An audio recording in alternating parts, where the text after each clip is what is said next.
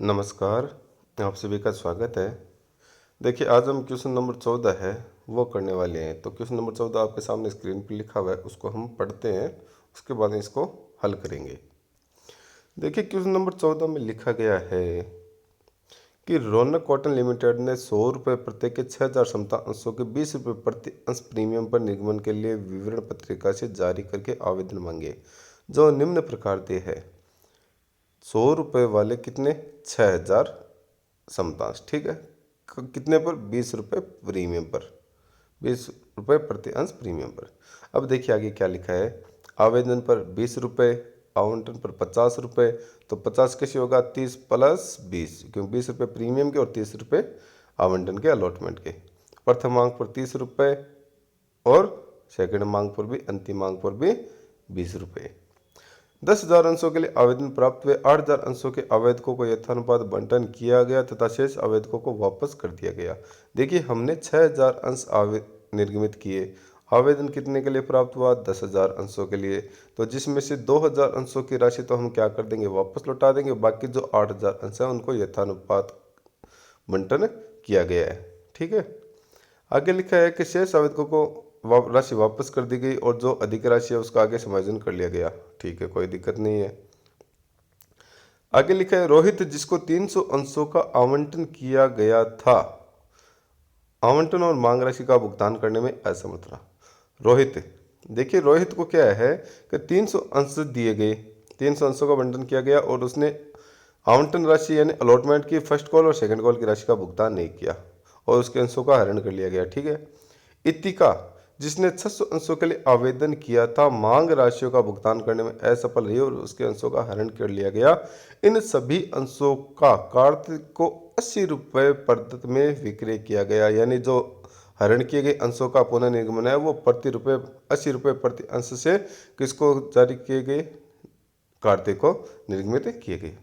तो देखिए, जो रौनक लिमिटेड है इसकी पुस्तकों में किस प्रकार से जनरल प्रविष्टियां करेंगे वो हम देखते हैं। देखिए कि हमने पहले बात कर लेते हैं कि हमने कितने अंश जारी किए? 6,000 अंश जारी किए। आवेदन कितने अंशों के लिए आया? 10,000 अंशों के लिए आवेदन आया, जिसमें से 2,000 अंशों की राशि वापस लौटा दी और 8,000 अंशों को यथानुपात बंटन किया गया, ठीक है, यही है। अब हमें ये देखना है कि कितने कितने रुपए किस किस मांग पर मांगे गए हैं, ठीक है ना। तो 20 रुपये तो मांगे गए हैं एप्लीकेशन पर, 50 रुपये मांगे गए अलॉटमेंट में, जिसमें से 30 रुपये तो अलॉटमेंट के और 20 रुपये प्रीमियम के। 30 रुपये मांगे गए फर्स्ट कॉल पर और 20 रुपये मांगे गए सेकंड कॉल पर। ये इस प्रकार से रुपए मांगे गए। अब जब हम प्रश्न को हल करेंगे तो जो पहली प्रविष्टि है वो प्रविष्टि होगी bank account debit to equity share application account, जो जनता के द्वारा आवेदित अंश है। जनता ने कितने अंशों के लिए आवेदन किया? 10,000 अंशों का। और एप्लीकेशन की राशि कितने रुपए? 20 रुपये। तो राशि कितनी बनेगी? 2,00,000 रुपये, ठीक है। लेकिन जब हम इसको कैपिटल अकाउंट में ट्रांसफर करेंगे तो हमारे द्वारा निर्गमित अंश है वो कितने थे? 6,000। तो 6,000 गुणा 20 कितने रुपए ट्रांसफर करेंगे? कैपिटल में 1,20,000 रुपये ही ट्रांसफर करेंगे। तो जो सेकंड प्रविष्टि है वो है equity share application account to equity share capital account 1,20,000 रुपये, ठीक है। और इसमें कहा गया कि 2,000 अंशों की राशि वापस लौटा दी गई, तो 20 रुपये के हिसाब से 2,000 अंशों की राशि की वापस लौटाने की प्रविष्टि होगी equity share application account debit to bank account 40,000 रुपये। देखिए, प्राप्त करने की प्रविष्टि होती है bank account debit to equity share application account, तो लौटाने की इसकी जस्ट विपरीत हो जाएगी equity share application account debit to bank account 40,000 रुपये, ठीक है, कोई दिक्कत नहीं है। अब अलॉटमेंट की पुष्टि होगी तो अलॉटमेंट में कितने रुपए मांग रखे हैं? 50 रुपये, जिसमें से 30 रुपये तो कैपिटल के, 20 रुपये प्रीमियम के, ठीक है। तो इसकी पुष्टि देखिए कैसे कर रखी है हमने। इसकी पुष्टि हमने की है equity share allotment account debit to equity share capital account to security premium account. 6,000 अंश गुणा 50 रुपये के हिसाब से कितने रुपए हो गए? 3,00,000 रुपये। और 6,000 अंश गुणा 30 रुपये कैपिटल के हिसाब से हो गए 6×3=18, 1,80,000 रुपये। और 6,000 गुणा 20 रुपये प्रीमियम के हिसाब से 6×2=12, 1,20,000 रुपये सिक्योरिटी प्रीमियम के, ठीक है, सिंपल। तो ये हमने प्रविष्टि कर दी और इसका नरेशन लिख दिया अलॉटमेंट मनी ड्यू। अब जब राशि प्राप्त करेंगे अलॉटमेंट की, तो आपने ऊपर प्रश्न में पढ़ा था कि, चलो देख लेते हैं कि रोहित जिसको 300 अंशों का आवंटन किया गया था ने आवंटन की राशि का भुगतान नहीं किया। देखिए, रोहित ने 300 अंशों की आवंटन राशि का भुगतान नहीं किया गया। अब हमारे पास जो अलॉटमेंट पे राशि आई थी वो कितनी आई थी? 2 लाख रुपए। कितनी आई थी? 2 लाख रुपए, जिसमें से 1,20,000 रुपये तो हमने वापस लौटा दिए, तो कितने बच गई?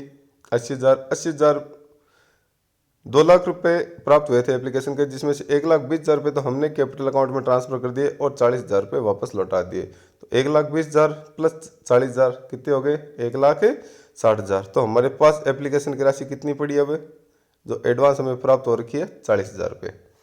ठीक है। अब 40,000 जो राशि है वो कितने अंशों की है? 6,000 अंशों की। और रोहित के अंश कितने हैं? 300 अंश। ठीक है, तो 2 3 6 और काटेंगे 2।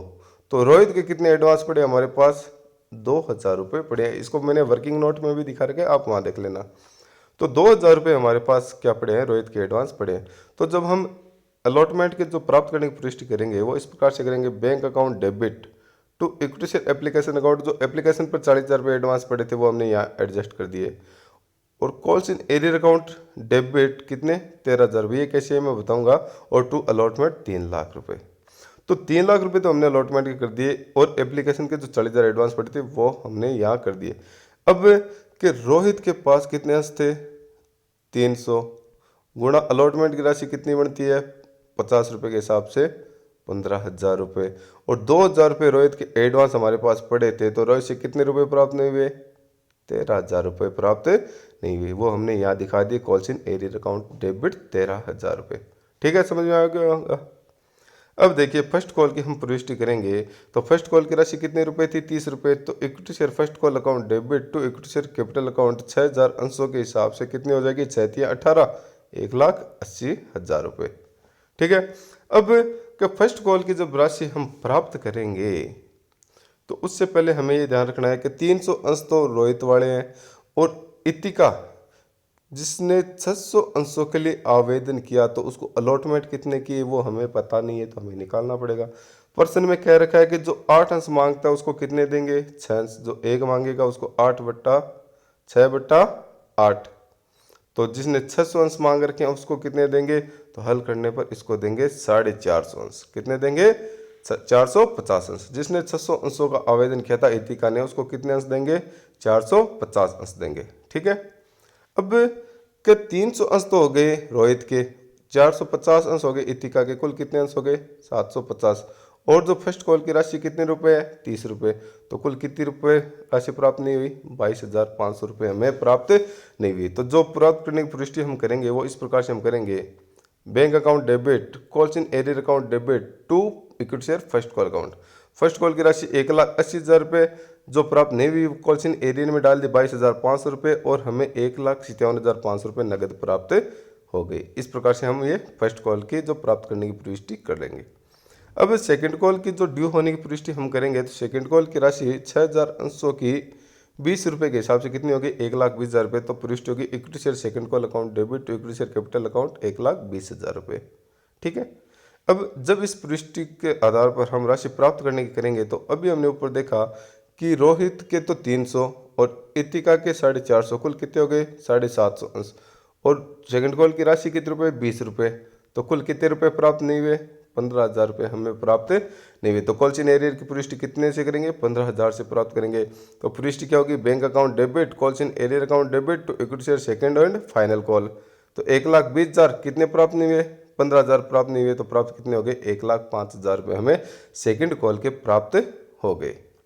ये यहाँ तक पुष्टि होगी। अब के जो रोहित और इतिका के अंश है उनका हमें क्या करना है? हरण करना है। हरण करेंगे तो 300 अंश तो रोहित के और 450 अंश इतिका के, कुल कितने हो गए? 750 अंश। ठीक है। तो जो इतिका के अंश है उस पर हमें सिक्योरिटी प्रीमियम है वो प्राप्त नहीं हुई। क्यों? क्योंकि सिक्योरिटी प्रीमियम है वो आवंटन अलॉटमेंट के साथ थी, और रोहित के अंशों पे हमें अलॉटमेंट की राशि प्राप्त नहीं हुई।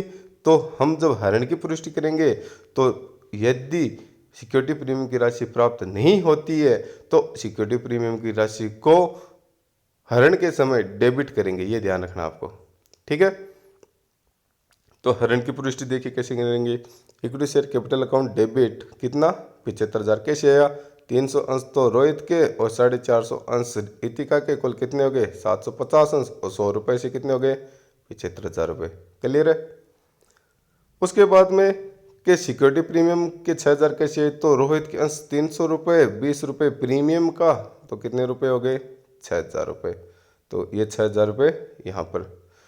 तीसरा कि जो राशि हमें प्राप्त नहीं हुई है, तो to calls in arrear account. अब कॉल्स इन एरियर में राशि कितनी है 50,500 कैसी आई कि 13,000 रुपये तो हमें अलॉटमेंट पे नहीं प्राप्त हुए, 22,500 हमें फर्स्ट कॉल पे प्राप्त नहीं हुए और 15,000 रुपये हमें सेकंड कॉल पे प्राप्त नहीं हुए। सब इनकी जोड़ लगाएंगे तो कुल राशि हमें कितनी प्राप्त नहीं हुई 50,500 रुपये प्राप्त नहीं। तो वो 50,500 हमने किस में डाल दी, टू कॉल्स इन एरियर में 50,500, और जो राशि हमें प्राप्त हो रखी है वो हमने शेयर फॉरफीचर में डाल दी 23,500 रुपये, और 750 अंशों को फॉरफिटेड कर दिया, हरण कर लिया।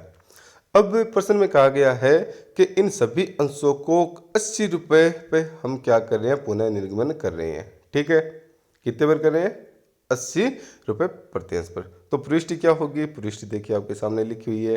पहली बैंक अकाउंट डेबिट, अब 100 रुपये का अंश है, कितने में जारी कर रहे हैं 80 में, जो 20 रुपये इसको हम डिस्काउंट तो है लेकिन डिस्काउंट के नाम से नहीं लिखकर किसके नाम से लिखेंगे, अंश हरण खाते के नाम से लिखेंगे, शेयर फॉरफीचर नाम खाते के नाम से लिखेंगे। ठीक है, तो देखिए इसकी प्रविष्टि किस प्रकार से होगी। इसकी प्रविष्टि होगी bank account debit share forfeiture account debit to equity share capital account. तो इक्विटी शेयर कैपिटल में तो 75,000 के 75,000 आ गए। अब कि 750 अंश गुणा 80 रुपये में हम जारी कर रहे हैं, तो 60,000 रुपये किसके हो गए बैंक के, और जो दुपट्टे की राशि है वो किस खाते में जाएगी, शेयर फॉरफीचर अकाउंट में जाएगी, कितनी 15,000 रुपये। कोई दिक्कत नहीं है, 750 अंशों को हमने क्या कर दिया, इश्यू कर दिया, कितने रुपये में 80 रुपये के हिसाब से। अब कि हमारे पास शेयर फॉरफीचर में कितने रुपए पड़े थे 30,500 रुपये, जिसमें से हमने 15,000 रुपये बट्टे के रूप में नाम कर दिए, कितने 15,000 रुपये पुनः निर्गमन के समय। अब हमारे शेयर फॉरफीचर खाते में कितना बैलेंस पड़ा है 15,500 रुपये। ये 15,500 रुपये जो पूंजीगत लाभ है इसको किस खाते में ट्रांसफर करेंगे, कैपिटल रिजर्व में ट्रांसफर करेंगे। तो इसकी प्रविष्टि देखिए क्या होगी, इसकी प्रविष्टि होगी share forfeiture account debit to capital reserve account, कितने 15,500 रुपये। कैसे है कि हमारे शेयर फॉरफीचर में कितने रुपए पड़े थे 30,500 रुपये, जिसमें से हमने फॉरफीचर जो डिस्काउंट के रूप में डेबिट कर दिए वो कितने कर दिए 15,000 रुपये। अब हमारे पास कितने पड़े रह गए 15,500 रुपये, जो हमने कहाँ ट्रांसफ़र कर दिए, कैपिटल रिजर्व खाते में ट्रांसफ़र कर दिए। ठीक है, सामान्य सी बात थी। अब जो वर्किंग नोट ऊपर हमने करके देख लिया प्रश्न के दौरान, वो यहाँ पर भी देखिए दे रखा है कि 600 अंशों के आवेदन करने वाले को हम कितने अंशों का बंटन करेंगे, तो इसकी गणना इस प्रकार से होगी 450 अंश। और जो 300 अंशों पर प्राप्त अग्रिम राशि है वो कैसे निकाली हमने कि 40,000 जो राशि है वो कितने अंशों की है 6,000 की, तो हमें कितने के निकालने, रोहित के कितने अंश है 300 रुपये, तो 2,000 रुपये हमें एडवांस से रोहित के 300 अंशों पर प्राप्त हो रखे थे, जिसका हमने अलॉटमेंट के समय समायोजन किया था। ठीक है, और बंटन पर बकाया राशि, बंटन पर अलॉटमेंट की बकाया राशि कैसे निकाली कि जो 15,000 बनी थी जिसमें से 2,000 एडवांस थे, 13,000 रुपये हो गए, जो हमने प्रविष्टि ऊपर की है वहाँ दिखा रखी है, वहाँ देख लेना। प्रथम मांग पर बकाया राशि देखिए 380 इसके, 450 इसके रोहित के और इतिका के, कुल 750 अंश और 30 रुपये के हिसाब से 22,500 जो कॉल्सिन एरियर में हमने ऊपर दिखा रखी है। द्वितीय मांग राशि पर 300 प्लस 450 750 अंश और 20 रुपये के हिसाब से 15,000 रुपये जो हमने सेकंड कॉल में कॉल्सिन एरियर में दिखा रखी है। तो इस प्रकार से हमने प्रश्न को हल किया है। प्रत्येक चीज़ आपको बताए कि किस प्रकार से कौन सी राशि की गणना की गई है और किस प्रकार से उसको निकाला गया है। तो आशा करता हूँ कि आज का प्रश्न आपके समझ में आया होगा अच्छी तरीके से।